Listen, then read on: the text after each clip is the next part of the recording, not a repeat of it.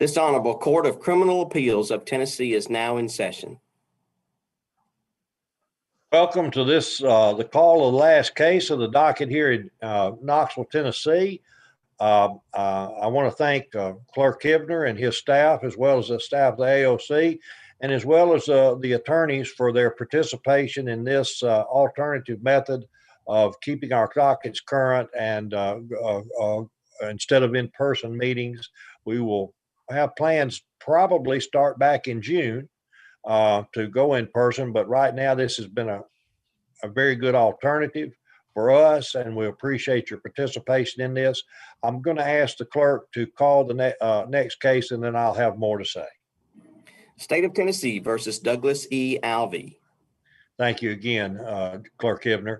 I want to introduce the panel of the court to you today. From Columbia, Tennessee, Robert Holloway. From Franklin, Tennessee, Tim Easter. I'm John Everett Williams from Carroll County, Huntington, Tennessee. We're delighted to be here with you. The arguments on this platform are just identical to those who are in person. They're allotted 20 minutes per side. I will try my best to keep up with your time for you if you will let me know how much time you want for rebuttal when you enter the well and introduce yourself. I guess there is no well, you're already there, but when you introduce yourself, just let me know. From time to time, we have some glitches when we're doing things this way. If we do, just bear with us. The staff at AOC has been excellent. We just stay put and they find us and get us back on. And as long as we can hear you, that is the main thing. As long as you can hear us, it's the main thing. So regardless of how we look, and it's very important how we sound, and the technical staff does a fantastic job, but bear with us in the case of any particular technical glitches that we might have. With that, I would like to tell the appellant their time starts now. Thank you, Your Honor. May it please the court, my name is Clancy Covert of the Chattanooga Bar. I represent the appellant in this court and the defendant at the trial court level, Douglas Alvey. I would like to reserve 3 minutes for rebuttal, Your Honor. Yes, sir. Thank you. May it please the court, this case stems from an unfortunate accident that occurred in September of 2016. At that time, my client was perusing a facility in the Dayton-Ray County area over near the historic courthouse. He went into a thrift store and was looking for an entertainment system. He did not find an entertainment system, and he did in his truck at that time have a damaged entertainment system.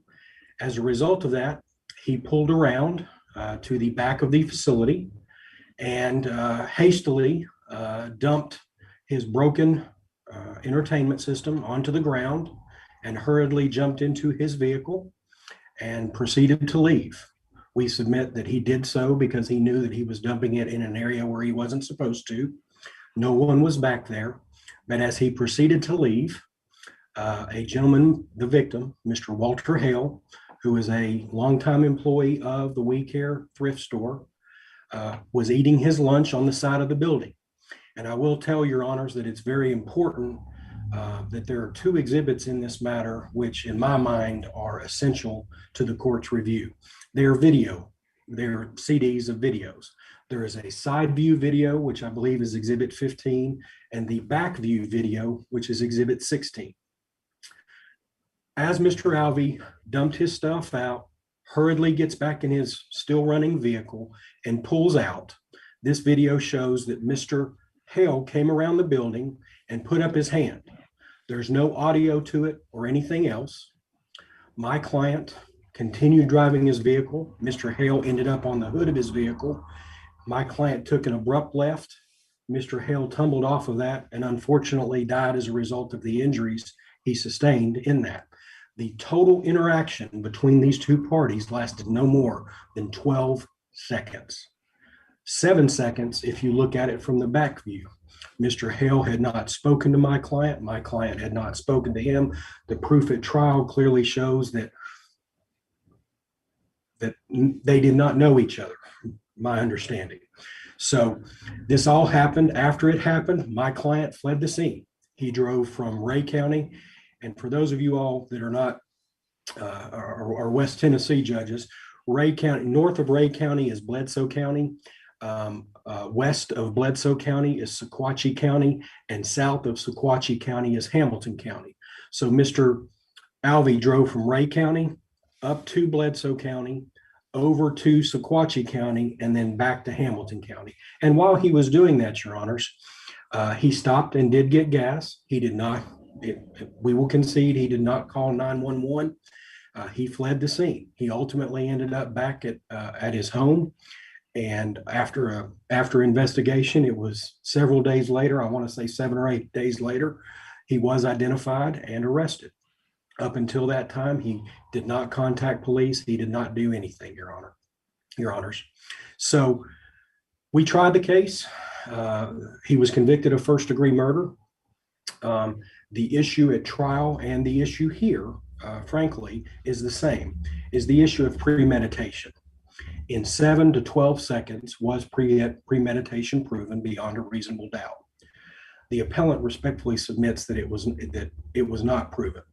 As is outlined in our brief, and for the court's benefit, as far as the videos are concerned, before I get into my brief, as far as the videos are concerned, the video of the side view camera begins at 12:36 and 21 seconds. There's a timestamp on that, 12:36 and 21 seconds. You can see Mr. Hale getting out of his car and going to the back of the building. At 12:36 and 32 seconds, it's over.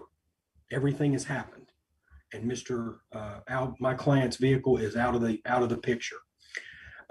As far as the back view is concerned, and it says a different time, but it was explained at trial that the timestamp on it was off.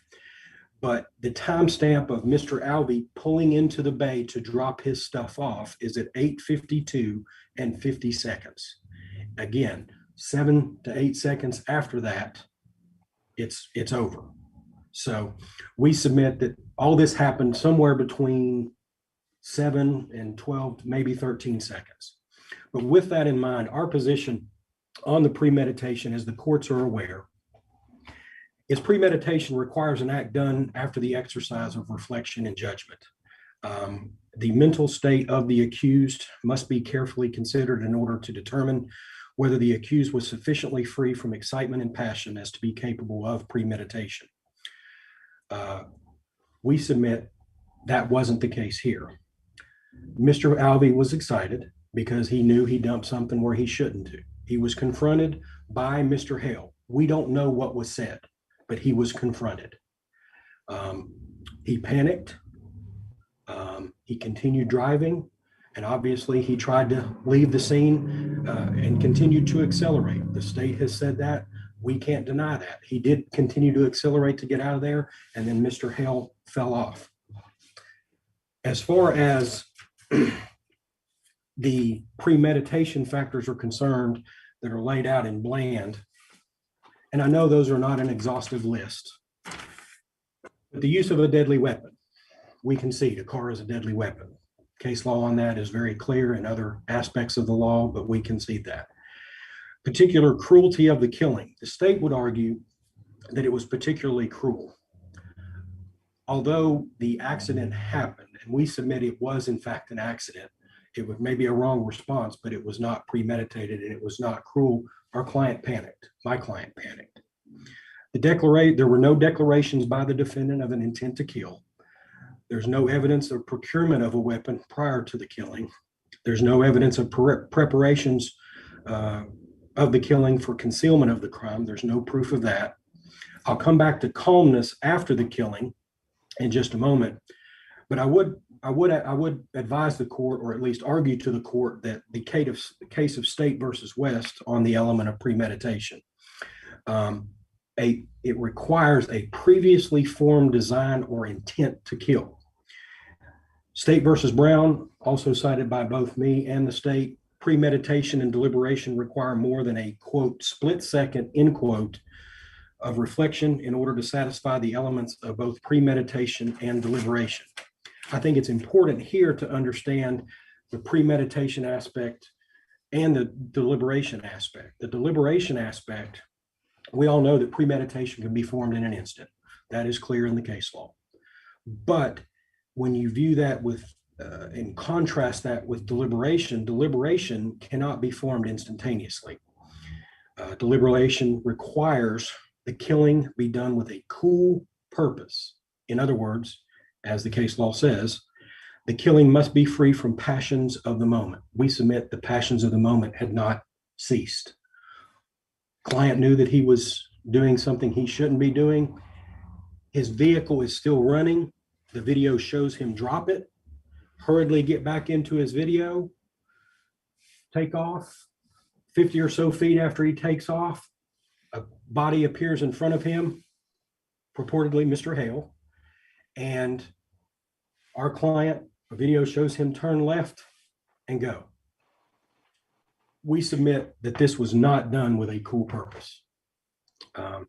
And since the deliberation aspect cannot be satisfied, the premeditation aspect cannot be satisfied. He was not, we submit Mr. Alvey was not free of the passions of either being startled. We don't know. We don't know whether he was startled. We don't know what Mr. Hale said to him, whether he yelled at him or anything else. And there was no proof offered at trial on any of that. Nobody was back there but my client and Mr. Hale. As far as the state's position, they also bring into a couple different things that they concede that the truck is a weapon, particular cruelty. They assert that the state's victim, they stated in their brief that the victim did not want to clean up his mess. There was no proof of that, Your Honors. There was no proof of that at all at trial. In order to make that assertion, Mr. Hale would have had to have testified. Calmness immediately after the killing. Spoke a moment ago about coming back to calmness, and this is the point that I'm trying to make with respect to calmness. Again, in State versus West, it does say that calmness after may be evidence of a cool, dispassionate, premeditated murder. It doesn't say shall, doesn't say will, it says maybe. However, there's been no evidence of our client's emotional state entered in this case. And according to State versus West, and I believe it was Justice Drewota that wrote for the court on that, and I will quote part of this. Calmness immediately after a killing may be evidence of a cool, dispassionate, premeditated murder, citing State versus Brown and Sneed versus State. In this case, in the West case, Justice writes, however, no evidence exists of the defendant's demeanor immediately after the killing, except his own testimony that he was upset. Although the defendant waited an hour and a half to report the shooting and put his tractor and trailer in the barn before calling the police, there is no evidence concerning his emotional state during this time. Furthermore, the fact that he briefly went to the store and to see a friend without describing the incident does not prove premeditation. One who has recently killed another person recklessly, passionately, or even negligently may be extremely hesitant to reveal the details of the crime and yet not be guilty of first-degree murder. Thus, while the defendant's behavior manifests such indifference to the victim and fear of detection that the jury might discredit his self-defense story, Mr. West's failure to report the shooting to the police fails to establish premeditation and deliberation in advance of the murder. With that in mind, Justices, Your Honors, indifference does not equal premeditation and deliberation. And that's where we are here, okay? There's no dispute. Mr. Alvey fled. There's no dispute. He was apprehended 7 or 8 days later. News media and everybody down here looking for him. There's no dispute about any of that. But it doesn't prove the deliberation aspect of first-degree murder. Thus, we respectfully submit that the judgment of the jury cannot stand. Let me ask this question. I don't know if it'll be relevant Yes, sir. later on as we read the briefs, but it sort of seems like you could divide up what the defendant did in 2 stages. One, he went forward and hit or whatever the victim. The victim went up on the front of the car. Yes, Your Honor. At that point, he could have stopped. The victim would have probably been okay, but he didn't. And I guess the video will show how fast he went. He turned a sharp right out of the store, Sharp left. sharp left, and threw the victim off to the right, and that was what killed the victim. That is correct, Your Honor. And so, was there a chance to deliberate from the time the victim was up on the hood of the car until he threw him off? Respectfully, I don't think there was, because the vehicle was already moving. I think there was an effort to go around the victim, but once the victim was on the hood, I think the accelerator was already down, Your Honor. And I think panic took over. When we watch this video, are we going to see some period of time between the time the victim stepped out in front of the car and said stop, or is this going to be more like he stepped around the corner and the car hit him? To answer your question, that's why I'm asking you to look at both views. Oh, If you look at the side view, it shows him come around his vehicle, and you can't tell the depth of it, but he's out behind his vehicle 3 or 4 seconds before my client's vehicle comes into view. But if you look at the back of it, at the back view, there is a tractor trailer or a small box van blocking the end of the building.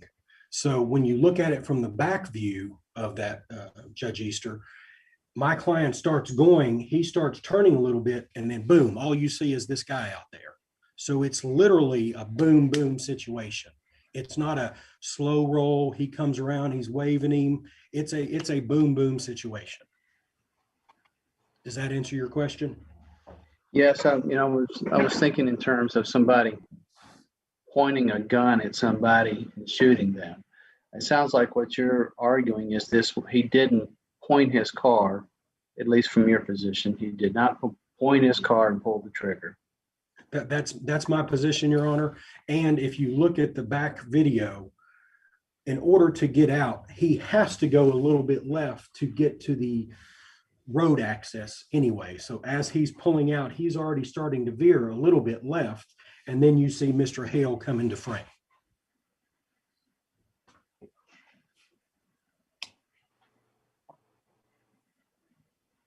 If there's no other questions, that's all I have, Your Honor. Thank you. You got your 3 minutes remaining. Yes, sir. Thank you. From the state. Good afternoon, Your Honors, and may it please the court. Alan Gross for the state of Tennessee. The only issue before the court is whether the defendant acted with premeditation when he used his pickup truck to kill a 60-year-old man in the parking lot of a thrift store in Dayton, Tennessee. And of course, as we've discussed this morning, because there's rarely direct evidence of premeditation, our courts have identified several circumstances that we often look to provide circumstantial evidence of premeditation. In the defendant's brief, he focuses on the bland factors that were discussed by the Tennessee Supreme Court, and he concedes that one of those factors does permit an inference of premeditation in this case, and specifically the use of a deadly weapon against an unarmed victim. So that's uncontested in this appeal. But the state submits that there's at least 2 other bland factors that apply in this case. One is that this crime was committed with particular cruelty. And to support this, we'd ask the court to consider the vulnerability of the victim. The trial showed that he was a 60-year-old man. He was obviously unarmed. This crime was completely unprovoked, and the victim sustained severe physical injuries as a result of this attack. The autopsy report showed that there was extensive bruising, bleeding in and around the brain. The victim sustained a fractured collarbone, 2 fractured ribs, and he had to endure these injuries for 4 days before he eventually passed away. So in addition to this crime being committed with a deadly weapon, and in addition to it being particularly cruel, Another bland factor that applies is the defendant's calmness immediately after the killing. Now, the defendant represents to the court today that there was no evidence of his emotional state following the killing, but at trial, the state presented proof that the defendant casually stopped at a farmer's co-op in a different county that was not in the direction of his home in the hours after this killing, and that he went through calculated attempts to conceal evidence, particularly by buying new windshield wipers for his truck. There was evidence that when the victim rolled up onto the hood of his truck, he grabbed a hold of the windshield wipers in an attempt to hang on before he was eventually launched off the truck into the side of the road. And the defendant also left his truck at a Lowe's parking lot in Chattanooga in an attempt to conceal evidence of the crime. And this court has repeatedly held that when a defendant engages in those types of calculated attempts to conceal evidence after the crime, even if there was no preparations before the crime to do so, that still reflects a calmness immediately after the killing, which supports an inference of premeditation. And so there's three of the bland factors that support an inference of premeditation, but in our brief, we've also identified three additional factors that are present in this case, one being the lack of provocation. And I don't think the defendant would contest this point either. By all accounts, there was no indication that any employees at the thrift store did anything to the defendant inside the store that would have caused him to become angry or violent in any way. The only thing we know about his time in the thrift store is that he was looking at an entertainment center and measuring it, and then he decided not to buy it and walked out the store. The victim, Mr. Hale, was on his lunch break. He just happened to see the defendant dumping furniture in the back parking lot, not in the designated donation zone, but just in the middle of the back parking lot. And he tried to stop him. So there was nothing that provoked the defendant to act out in this manner, nothing that would have caused him to get into an excited state or a heat of passion state. And then second, the defendant concedes today at oral argument that he didn't render aid to the victim. As soon as he hit the victim, he could have stopped and checked on him and rendered aid, called the police, but he didn't. Instead, he decided to accelerate in his truck and continue driving into the main road, turning hard left and launching the victim to the side of the road. So that's another bland factor that appears to be undisputed in this case. And this court has repeatedly held that a defendant's failure to render aid is one of the circumstances that supports an inference of premeditation. And finally, we'd ask the court to consider the defendant's motive. He obviously was dumping furniture in a place where he wasn't supposed to, and although not justified, it would have been in his benefit to eliminate the only witness to what he was doing. And the defendant made some comments today during oral argument where he seems to suggest that he knew that he was in trouble because he was doing something he wasn't supposed to. So he had motive to try to eliminate this witness. So there's 6 factors that this court has already said support an inference of premeditation that obviously apply in this case. And the last thing that I want to address is the defendant's argument that, well, this just happened so quickly. It was only a matter of seconds. But the defendant failed to acknowledge that by statute, premeditation is defined as an act done after the exercise of reflection and judgment, but the intent to kill, although it must have been formed prior to the act itself, it's not necessary that the purpose to kill pre-exists in the mind of the accused for any definite period of time.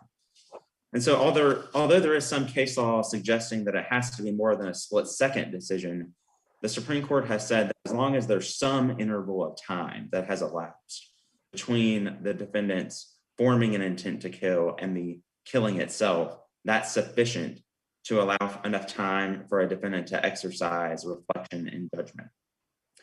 And again, there's nothing in the record that would suggest that the defendant was in an excited state or in a heat of passion. The only evidence is that He went into the store, he didn't buy anything, he came out, he did something he wasn't supposed to. Someone tried to confront him, and he drove straight into them, accelerating all the while. And one thing I should mention, this is in the briefs, but it hasn't been mentioned today so far.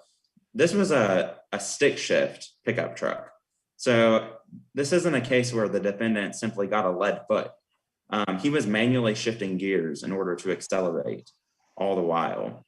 And Judge Holloway, I mean, you correctly pointed out that, you know, even if the defendant didn't see the victim as he turned around the corner to approach him, which I don't think is supported by the record. I think the video shows that the defendant's on the screen, even from the rear view camera, for a couple of seconds before the defendant actually collides with him. But putting that aside, you know, the defendant, as soon as he hit the victim and the victim comes up onto his hood and he's grabbing onto the windshield wipers for dear life, the defendant made a choice to continue accelerating in his stick shift pickup truck.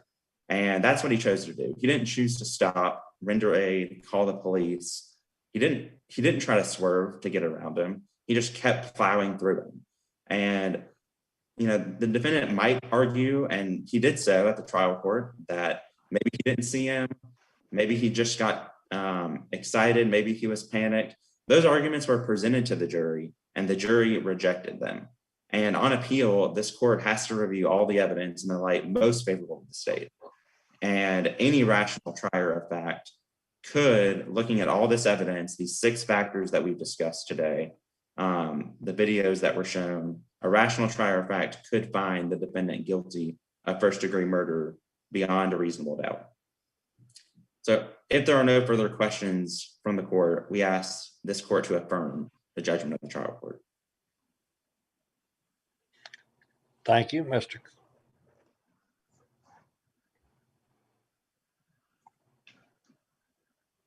Thank you, Your Honors. And thank you, Mr. Groves, for your argument. Respectfully, Mr. Groves says there's 6 factors. He's pointed out 9, and they've met 3 at best. Okay, the 6 factors in Bland, and then the other factors that Mr. Groves has pointed out have been further panned out in the case law. As far as provocation, respectfully, I don't think that the court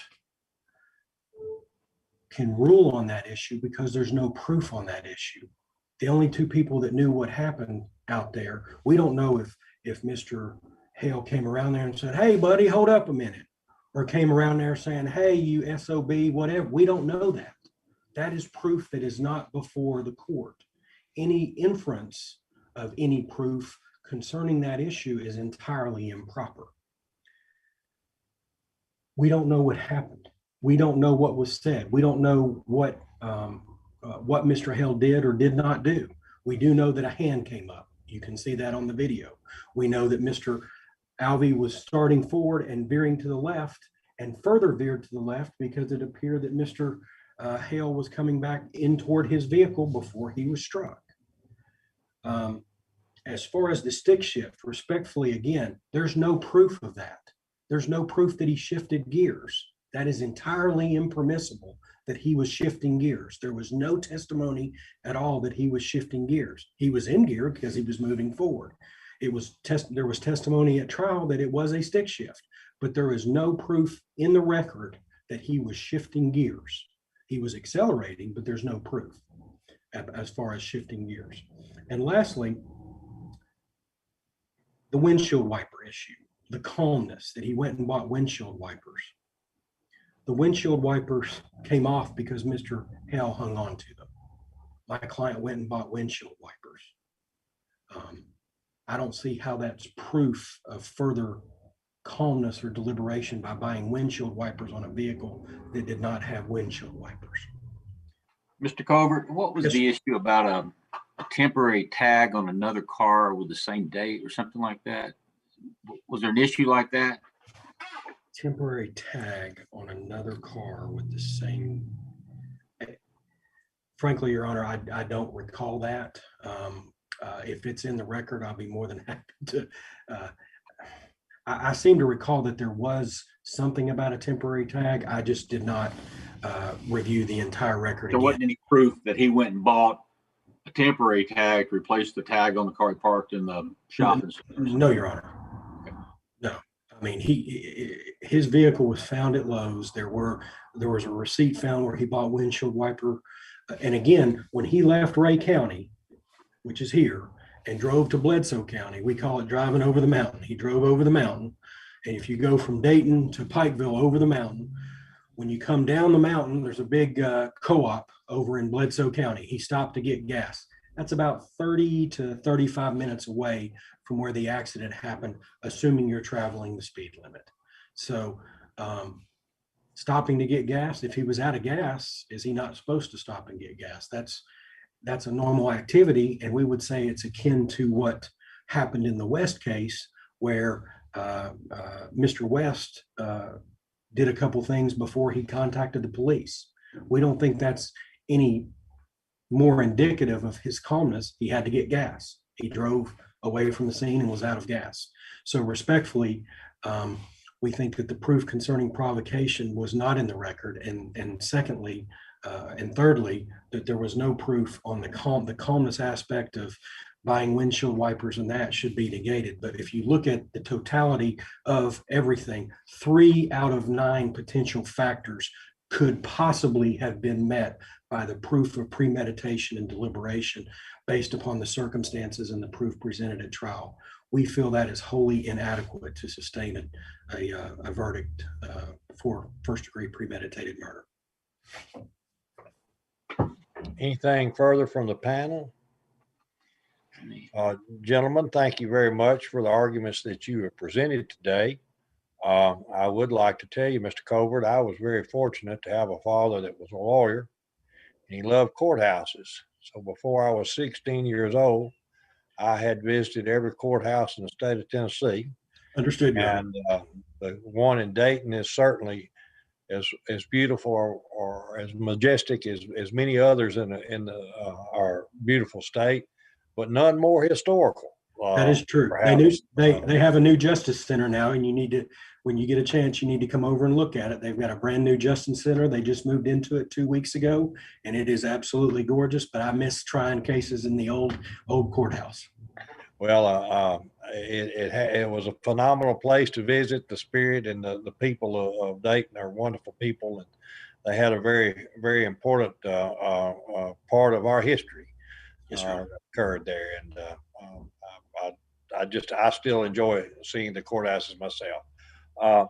If there's nothing further, we'll stand adjourned to the call of the docket in the morning. Thank you, Your Honors. This honorable court is now adjourned.